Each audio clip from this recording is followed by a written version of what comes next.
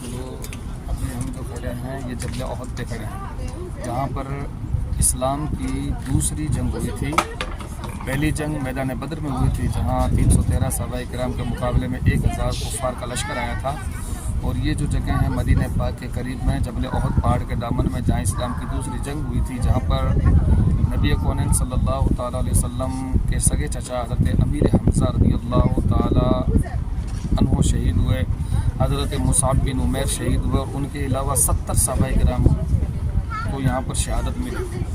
اصل واقعہ یہ ہوا کہ جنگ بدر کا بدلہ لینے کے لیے جب کفار مکہ نے مدینے پر حملے کرنے کی کوشش کی تو حضور صلی اللہ علیہ وسلم ان کے سامنے یہاں پر میدان میں آئے، تو نبی کونین صلی اللہ علیہ وسلم نے یہاں جو پیچھے آپ کو پہاڑی دکھ رہی ہے، جبل رمات کی پہاڑی جو آپ کے سامنے ہے،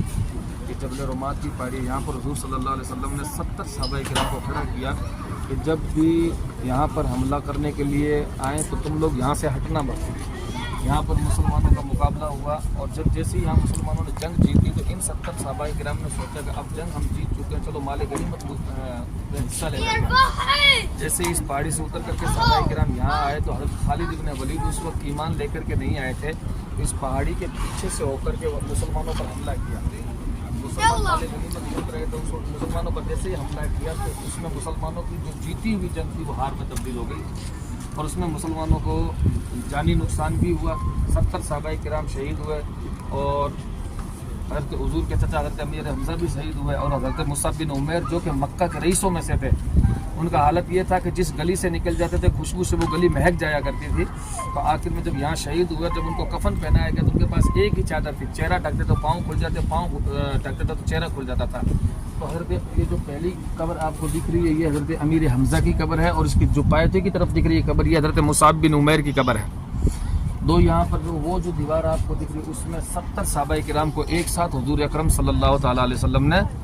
دفن کیا۔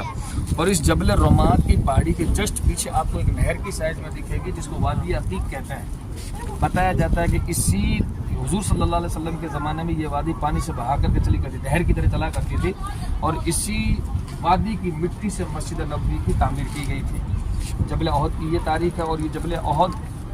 کو حضور صلی اللہ علیہ وسلم نے جنتی ہونے کی بشارت دی تھی، اور یہی ایک ایسا پہاڑ ہے پورے عرب میں کہ جو 7 کلومیٹر لمبا ہے، اور اس کو دنیا میں جنتی ہونے کی بشارت ملی۔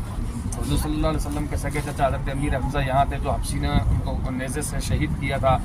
پھر حضرت ہندہ جو بعد میں ایمان لے کر کے ان کا کلیجہ چیرا، کلیجہ چیر کر کے کلیجہ